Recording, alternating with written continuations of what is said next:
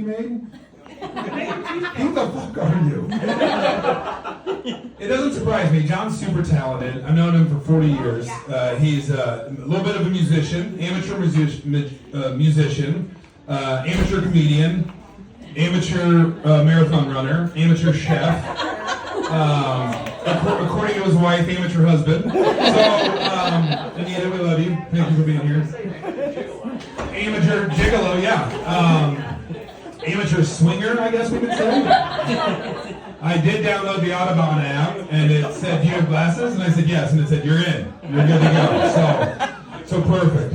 So John, I mentioned know John for 40 years. John spent a lot of time at our house, and I don't know if he wasn't loved in his house or what the case was, but man, he spent a lot of time at our house. I mentioned this last time. You might not believe it because of the whole Mr. Clean bit, but he used to have a perm. Just a really gorgeous one. Now, was that home or was that something you went for? Paid for. So if you're wondering who is the one person who paid for the perm, Johnny right here. So, but you know, when I think about all that time growing up, you know, I love, one thing we love doing as a family is really thinking about, like, reminiscing about childhood. And I had an amazing childhood. I had two great brothers. I had these two brothers as well. And then two just real loving parents. Never wanted for much, just had a really great childhood. But you know, when you're growing up, everything seems normal at your house, right? It seems like, hey, this is fun. Like this is just how things are. But if you notice as you get older, you're like, I'm not sure if things should have been that way. You've done this, obviously. A couple other people may have had this before. So let me throw a couple of things out that just really seem normal, that looking back, I'm not sure. So I'd love your help trying to figure that out. So you know when mom's making dinner, and you might get a little treat before dinner, right? Maybe a little snack, maybe a little something to nibble on before dinner. Our little snack before dinner was a piece of raw potato. They're really good.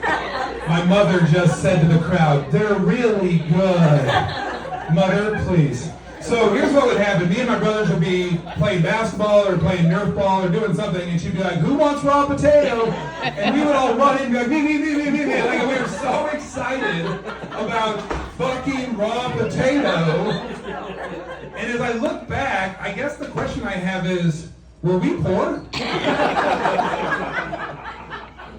We didn't have a cookie in the house.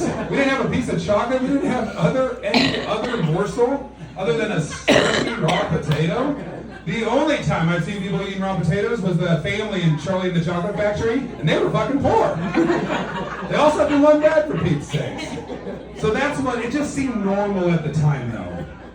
You know, the other one is the bathroom situation, right? So there were 5 of us in the house. We had one bathroom. And you know, when we had an event, like if we had a family wedding, the shower would just be on for like 45 minutes and we just kind of rotate through like, hey, kind of washing and drying, and you know, dad's yelling at mom because his pants aren't ironed. It was just a whole kind of scene, you know? But when I would go to friends' houses, I'd see these multiple bathrooms, and I'd be like, well, what do you use those for? Like, what are these multiple bathrooms about? They're like, oh, we use those. I was like, well, hold on a second. When you're in the shower, does someone come in and take a shit and smoke a cigarette?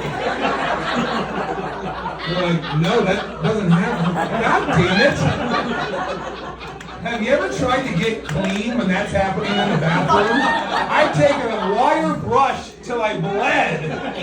And as I finally gave up on the process, I poked my head out and there's my dad. One of his eyebrows waving at me over here. Morning.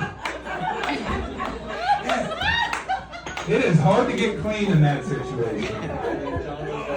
We were a household of smokers. I don't know, anyone here grew up in a household of smoking? Yeah.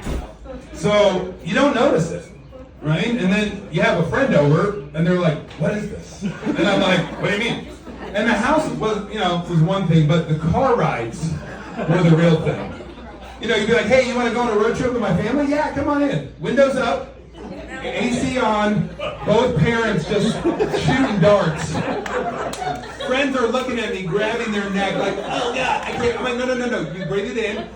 And then watch this, watch this. You can actually do smoke circles with the second hand stuff.